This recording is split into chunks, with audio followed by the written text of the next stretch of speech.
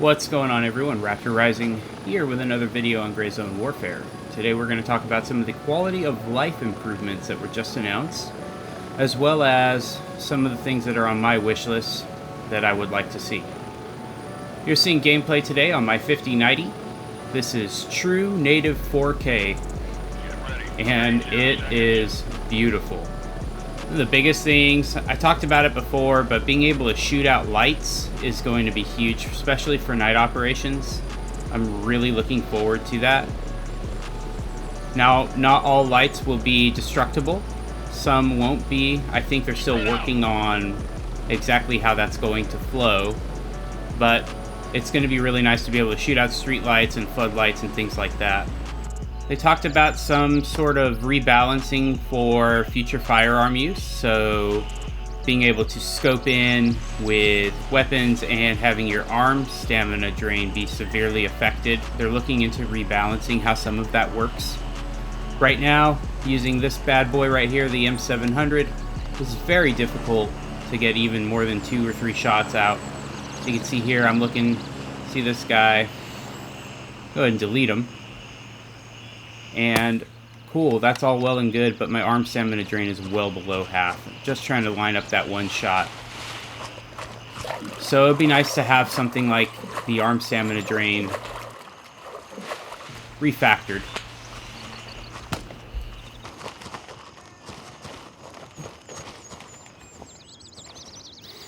Another thing they're going to work on is getting the scopes closer to your eyeball so there'll be a more natural aim.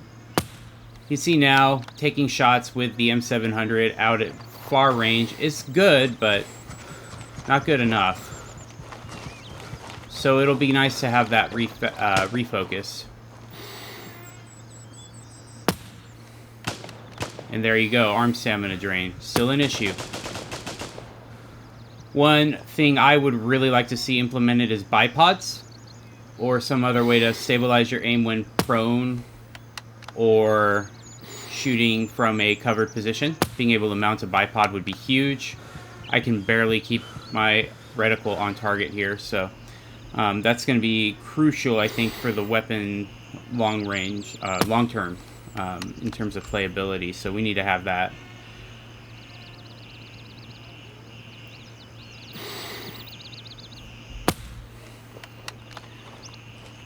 They're going to be rebalancing the traders. Trader level 1 is going to be a very painful experience, and so it's going to be kind of like Tarkov in a way, where at the beginning of the game you're just like, I have nothing to fight these people with, so capturing and taking enemy weapons is going to be crucial, especially at first, which kind of plays into the weapon durability and repair features. You're probably going to be picking up trash AKs at the starter village that are not good, and you'll take them back to base and get them repaired so that they'll be able to be used. That's going to be awesome, and you'll be able to see just how good the repair system will be, as you can see in this clip here, and that will be a huge quality of life improvement, I think. We're also adding another gameplay mechanic.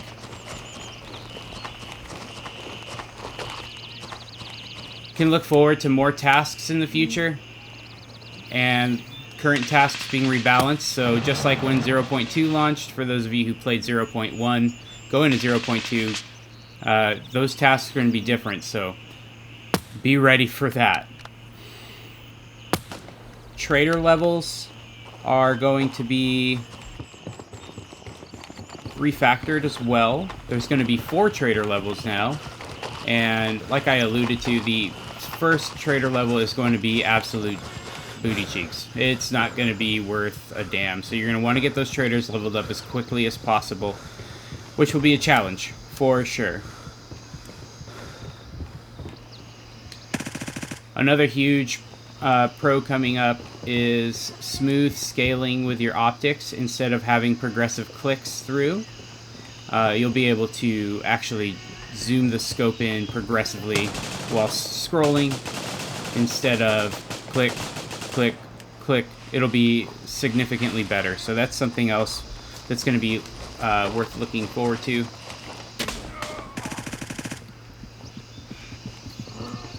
I just took a hit now, and another thing that will be good in moving forward will be the revised health system.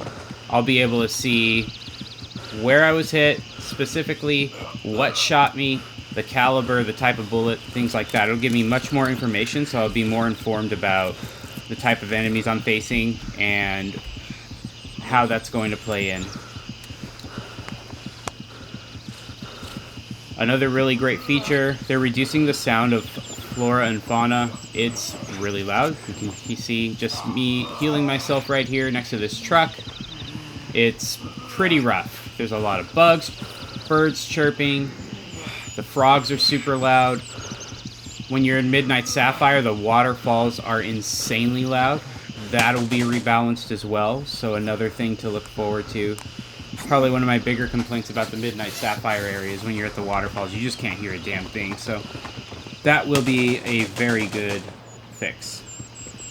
So right now, there's one clear gun in the game that is really good, no matter what, no matter how you argue it. It's the M4. You can customize the M4 in many different ways, make it mission adaptable. The ammo is the best in the game. There's just no refuting it. It just works.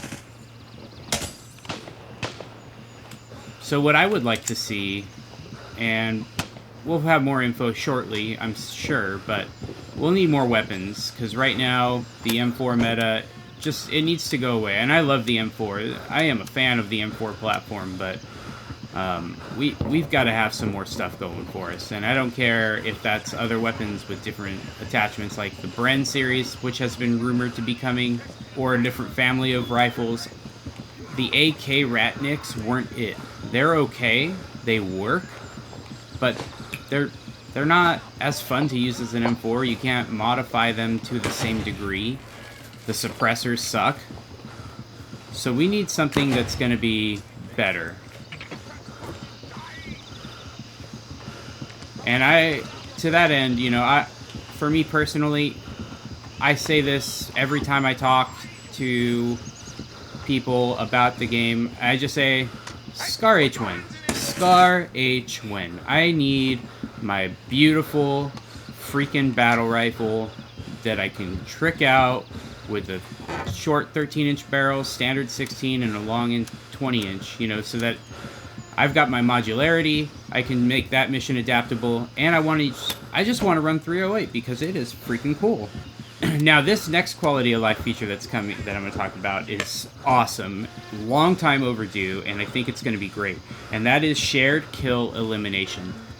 So when you are on a task and your buddy is close to you, I think within 100 meters, and you're dropping people, say you have to get the 30 kills at Fort Nerith or something, and you guys are dropping people together at Fort Nerith, those kills will be shared.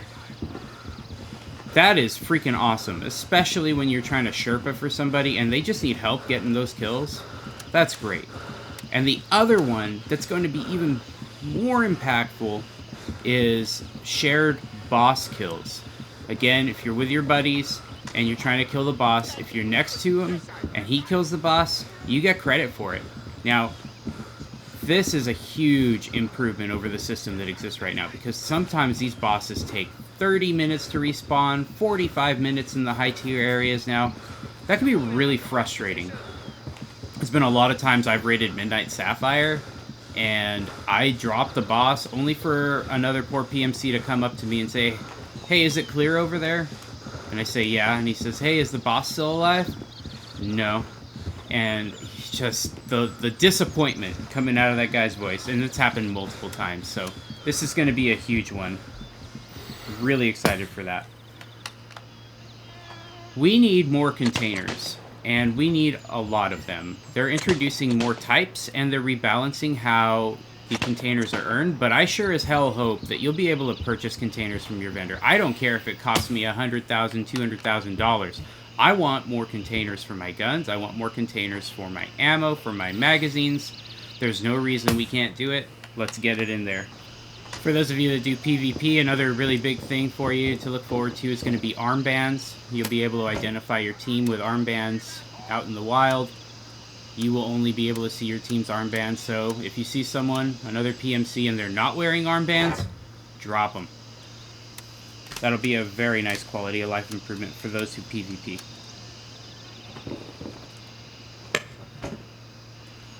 One of my biggest complaints right now is loot. You can see I'm looting this office room here, and there's nothing really awesome in there right now. Sometimes I find AK-308s or things like that, but for the most part, it's not so awesome.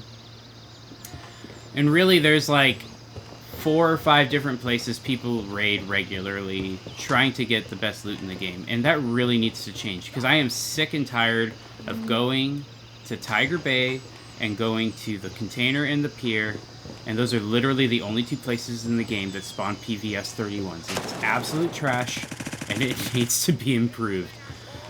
There needs to be either more UN crates around or more variety of crates that spawn loot like that, because right now it sucks competing with everybody. Another quality of life thing, it's really the last thing I wanted to touch on today, is just the overall realism. Right now, you've got people who are rocking, you know, 2, 3 magazines tops. They're 60 rounders, and all you have to do with them is bring, you know, 6, 7 different ammo packs, and you instantly drag and drop into it. I mean, that's such a cheese mechanic, because if you're trying to top off magazines, it should take a while. You should really be de-incentivized from playing that way. So I'll be looking forward to seeing a change in that. They're really making some huge strides. Looking forward to 0.3, especially with the weather and the new weapons, whatever they may be. It'll just be nice to have some more spice in there. I do have some reservations about the trader system, but we'll see how it plays in practice. I'll reserve judgment there. With regard to weapon durability, we'll also have the penalty for death and coma be removed. Every time you die, your weapon would automatically lose 10% of its durability, which was just a crappy mechanic. Like, why am I being punished for dying? I have to go get my gear back. And if you get in a coma, automatically lose 5% of its durability. This was somewhat negated by the repair mechanic being introduced, but that came after the fact, and it wasn't ideal. So it'll be nice to see that change come in. What happens with the durability system is yet to be seen. I hope it's not as restrictive as Tarkov's, which is just straight up punishment for using a suppressor especially. That's not quite how it works in real life, but I understand the gameplay mechanic and the gear fear. But let's be real about it at the same time. Alright, that's going to do it for the video, guys. Do let me know your thoughts down in the comments below. What are you looking forward to most? Hopefully the news for 0.3 is exciting a lot of you. I am excited for it for sure. Don't forget to like and subscribe to help me beat the YouTube algorithm. And I will catch you guys in the next video. This has been Raptor Rising. Raptor out.